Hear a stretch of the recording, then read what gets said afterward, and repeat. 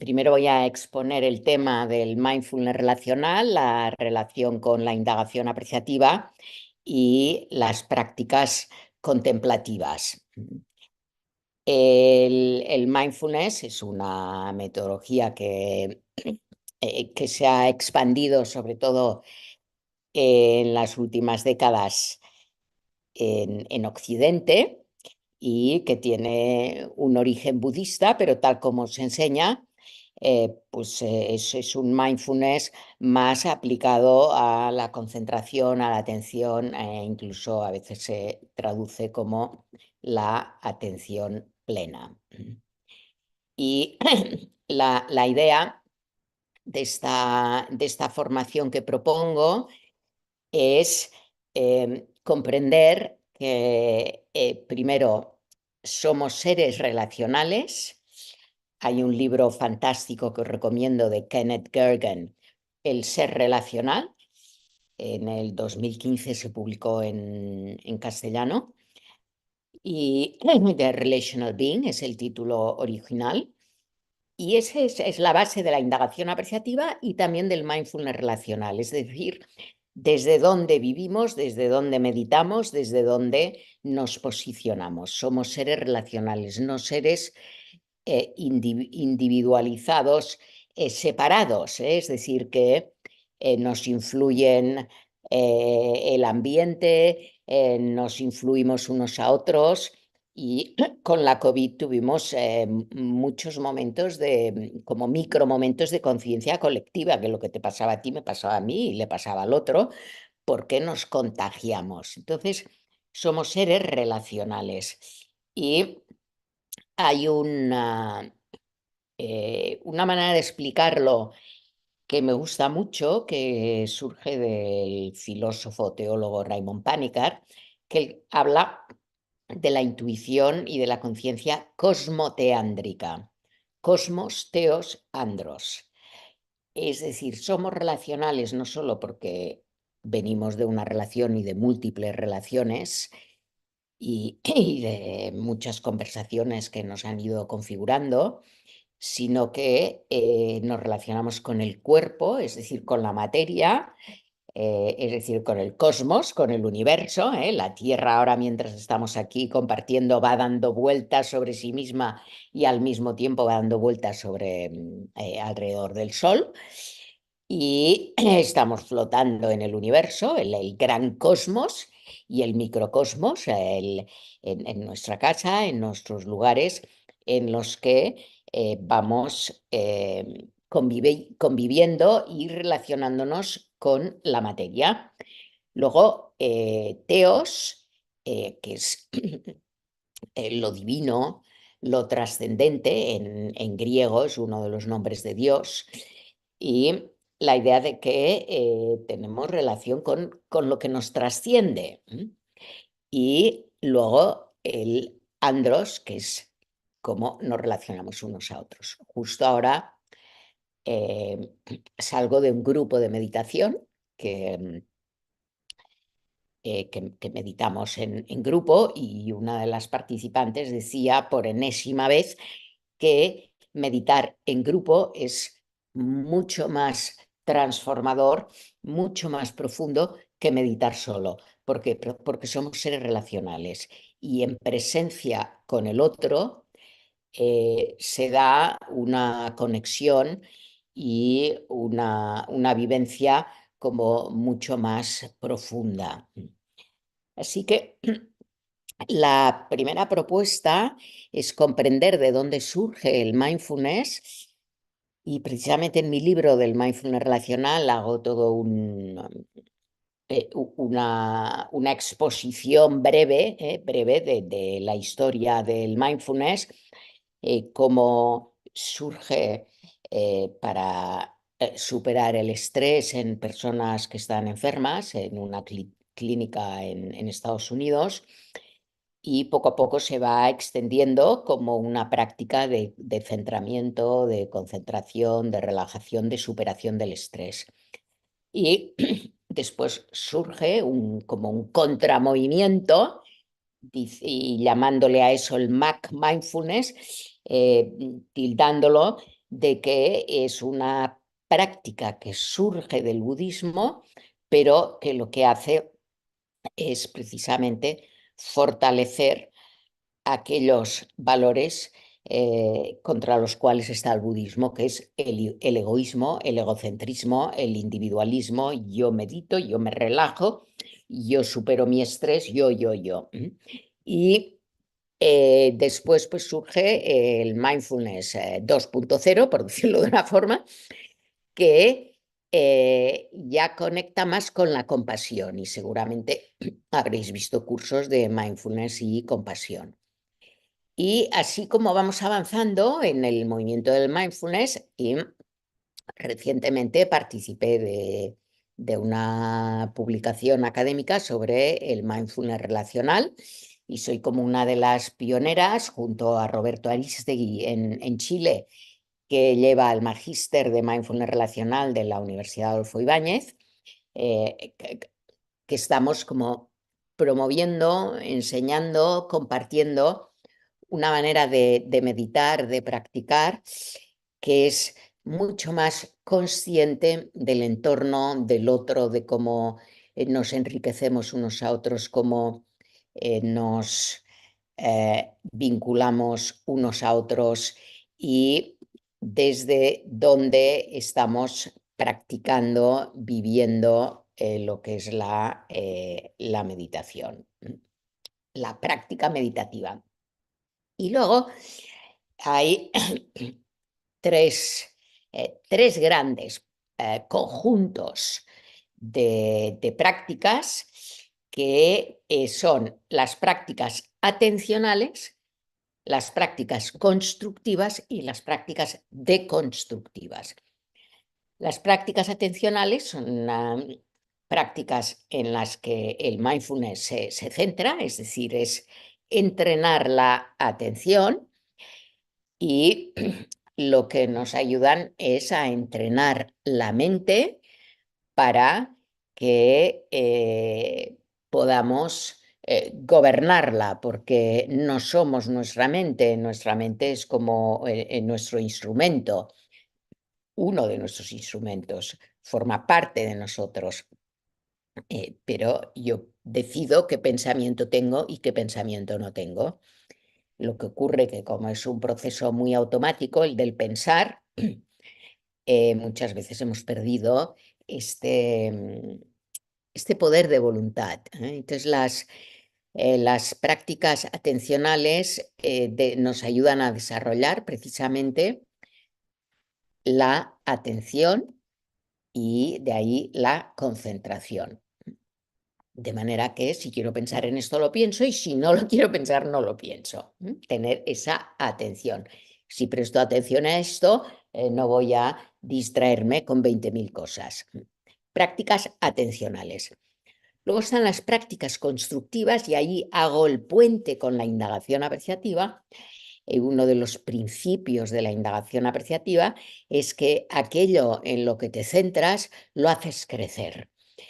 Y por lo tanto, centrémonos en lo que nos da vida, en lo que nos inspira, en lo que nos mueve y en lo que nos facilita florecer, es decir, crecer como seres humanos, estar abiertos a que todo el potencial que yace en nuestro interior crezca, se manifieste. Denominamos inteligencia apreciativa a esa capacidad de ver el roble en la bellota. Puedes tener a alguien delante de ti, o tú mismo, que ves que eres o que es como una bellota, es decir, una pequeña semilla como encerrada en sí misma, pero dentro tiene la capacidad de ser un roble. La inteligencia apreciativa es esa capacidad de ver el roble en la bellota. Con lo cual, las prácticas constructivas se centran en hacer crecer el roble, ese ser luminoso que eres, esos valores que están en tu interior y que a veces, por circunstancias o malas experiencias, pues, o falta de autoestima, pues esos valores maravillosos, esa belleza del ser, queda como reprimida o en un armario. Entonces, las prácticas constructivas es abrir ese armario para que toda esa belleza que eres, todo ese potencial que hay en ti, emerja. Con lo cual, son prácticas de mindfulness relacional vinculadas con la indagación apreciativa para centrarnos en lo que en indagación apreciativa llamamos el núcleo positivo. Es aquello que nos da vida, que da sentido y significado a nuestro ser, estar y hacer. Y luego están las prácticas deconstructivas, que es deconstruir todas las máscaras y personajes que hemos ido construyendo y que no somos nosotros. Es deconstruir el ego, deconstruir el yo falso, es deconstruir lo que los budistas llaman Mara y los hinduistas llaman Maya, es decir, los espejismos, aquello que no es real. Y hay un gran maestro, que es Ramana Maharshi, que él dice, céntrate en lo que es real, deja de centrarte en lo que no es real y así lo que es real emergerá. Es decir, si eres un roble, deja de centrarte en que no lo eres, en que tienes una coraza muy grande que te impide serlo y no te ves a ti mismo como ese roble, sino deja de ser lo que no eres y así lo que eres emergerá. Y otro gran maestro, que es jesuita, Frank Jalix, le denomina al núcleo positivo núcleo sano, es decir, ese centro sano, saludable, que yace en nuestro interior y que de alguna manera hemos tapado con corazas, y en las prácticas deconstructivas deconstruimos la coraza y en las prácticas constructivas hacemos aflorar este núcleo sano, este núcleo positivo. Y ahí entramos de la práctica de indagación apreciativa, que es centrarse en lo que nos hace florecer, es generar un discurso interior que nos lleve a la apertura, es salir del pensamiento discursivo negativo y conectar con todo aquello que nos hace florecer. Y luego el puente hacia algunas prácticas contemplativas como la meditación contemplativa, que tiene unos pilares en los que tú aprendes a centrarte y son como los pilares que te ayudan a entrar. ¿A entrar dónde? Pues a entrar en conocerte, en vivir tu núcleo sano, tu núcleo positivo, ese roble que yace en ti, que se fortalezca, que emerja, a entrar y hacer limpieza de los armarios internos, donde a veces hay recuerdos negativos, hay traumas, y que estando en presencia, en conciencia, podemos ir disolviendo. Y no es que los disolvamos nosotros, sino es como cuando tú te desnudas y entras en la ducha, eh, el agua te moja y te limpia, ¿eh? Entonces es ese desnudarte metafóricamente para entrar en un espacio de comunión, de estar juntos, de comunión en ese cosmo teándrico, es decir, de comunión con el cosmos, con el teos, con la conciencia despierta, y de allí dejar que ese estado de presencia vaya limpiándonos, como limpiando nuestros armarios internos de cosas acumuladas que lo único que hacen es generar pesadez y negatividad. Y pues ya hace un par o tres de años, que, en base al libro también, que la investigación que hice de mindfulness relacional, bueno, pues he creado un máster de mindfulness relacional, que es semipresencial para quienes están en Cataluña, y en un lugar, tengo dos espacios, Yes We See, uno en Barcelona y otro en Llavaneras, y entonces, bueno, pues según el grupo, pues lo hacemos en Barcelona o en Llavaneras. En Llavaneras, pues estamos frente al mar y podemos pasear y estar juntos, y juntos con la naturaleza. El programa es una certificación en línea también, tiene 12 módulos.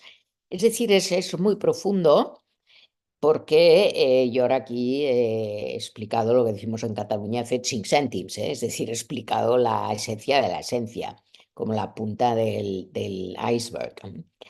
Pero la idea es, bueno, primero, comprender el mindfulness en todas sus dimensiones para entrar en el mindfulness relacional, conectarlo con la indagación apreciativa y la compasión, y después entrar en las diferentes ciencias contemplativas y la práctica de la meditación contemplativa, vinculando diferentes tradiciones como la cristiana y la Advaita Vedanta. Es decir, que es una formación que genera puentes, puentes entre las diferentes tradiciones, budista, Advaita, Vedanta, hindú, cristiana, porque finalmente lo que vamos es a la esencia, a la esencia. Y la idea es, bueno, entender las diferentes prácticas atencionales, constructivas, deconstructivas, el tomar conciencia, la importancia de la aceptación, de la conexión. Entender también la conexión entre meditación, mindfulness y felicidad, un estado de alegría, de bienestar, de estar bien. Y, y que no es imposible, digo no es imposible porque claro, vemos la situación del mundo y uno dice, bueno, ¿cómo se puede estar bien en este mundo donde hay tanta violencia y tantas reacciones como egoicas que dices, bueno, ¿qué está pasando? Pero podemos contrarrestar, al menos ser uno más que difunde bienestar en las relaciones con uno mismo, con el otro, con la naturaleza y con nosotros. ¿Cómo damos respuesta al estrés? Entender las prácticas nucleares del mindfulness. Estoy un poco leyendo el programa del curso. ¿Qué significa una relajación profunda, no? Porque a veces tenemos como tensiones pegadas en nuestro interior. Entonces, relajar profundamente. Y luego la identidad, salir del ser delimitado al ser relacional. Esto es muy de Kenneth Gergen, que él habla de que el ser delimitado es el que se ve a sí mismo separado de todo y de todos. Y el ser relacional es precisamente el que se ve conectado. Y yo cuando pregunto a la gente qué es lo que más te da alegría, todas las respuestas tienen que ver con la conexión, o bien conexión con la naturaleza, conexión con los logros, conexión con los hijos, conexión con los padres, conexión con los amigos. Somos seres relacionales. Y eh, cómo pasar, luego ya vamos al otro tema, pasar a la compasión. Y la diferencia entre estar atento focalizando y estar atento abriendo, abrir cuerpo, abrir mirada, abrir la mente, ¿no? Apertura de horizontes, que centrarse no significa en la experiencia del mindfulness relacional focalizar y cerrar, sino abrir. Y Y luego, pues comprender que en las relaciones también hay un núcleo positivo y cómo conectar con esa presencia positiva, relacional, amorosa entre las personas. Comprender el cómo desarrollar un lugar seguro internamente, porque hay veces que tenemos tanta inseguridad, pero esa inseguridad la hemos como bebido en nuestro interior. Y entonces hay personas que tienen mucha inseguridad y lo que nos ayuda a la compasión, la autocompasión, los gestos compasivos, es a desarrollar un lugar donde te sientes bien de ser tú misma, tú mismo. Y luego, a ver, hay muchos ejercicios, que hacemos muchísimas prácticas, o sea, puedes llenar un cuaderno entero de prácticas que luego te acompañarán toda la vida, como desarrollar un lugar seguro, las prácticas atencionales, constructivas, del relacional, lo que he estado hablando, frases compasivas que, eh, que responden a la pregunta, bueno, ¿ahora qué necesitas para ser feliz? Los diferentes estilos de apego y cómo eso influye en nuestra práctica de diálogo interior, de recibir afecto, del perdón, cómo darnos afecto a nosotros mismos, cómo afrontar situaciones desde la compasión. O sea, todo esto son prácticas y cosas en las que profundizamos, ¿eh? De momento he leído un poco muy en esencia los primeros 5 módulos. El sexto módulo va ya a incorporar la indagación apreciativa en la vida compasiva y basada en el mindfulness relacional. Y cuáles son ya esos pilares de la meditación contemplativa, como la respiración, dejar ser, la palabra otorgadora de vida, la fuerza de las manos, la espaciosidad y la interconexión, una meditación centrada en lo apreciativo, en lo que nos ayuda a fluir en vez de, o sea, pasar del estancamiento al fluir. La práctica de los diferentes principios de la indagación apreciativa aplicados al mindfulness relacional. Luego, elementos terapéuticos de las ciencias contemplativas, la compasión, el perdón, la no dualidad, los sueños lúcidos. Bueno, ya veis que es un curso muy, muy, muy completo. Las personas que lo han hecho les ha transformado su vida muy positivamente. Además, es como que vamos generando una comunidad, de personas que conectamos desde el silencio y desde la palabra con sentido. Luego, bueno, ¿qué hacemos con el sufrimiento y los diferentes estratos oscuros? ¿Cómo podemos eh, disolverlos, atravesarlos, para que ese ser interior, ese núcleo sano emerja? ¿Qué prácticas creativas nos pueden ayudar? Y cómo atravesar esas sombras, es como ver la sombra desde la luz, iluminarla y poco a poco se va disolviendo.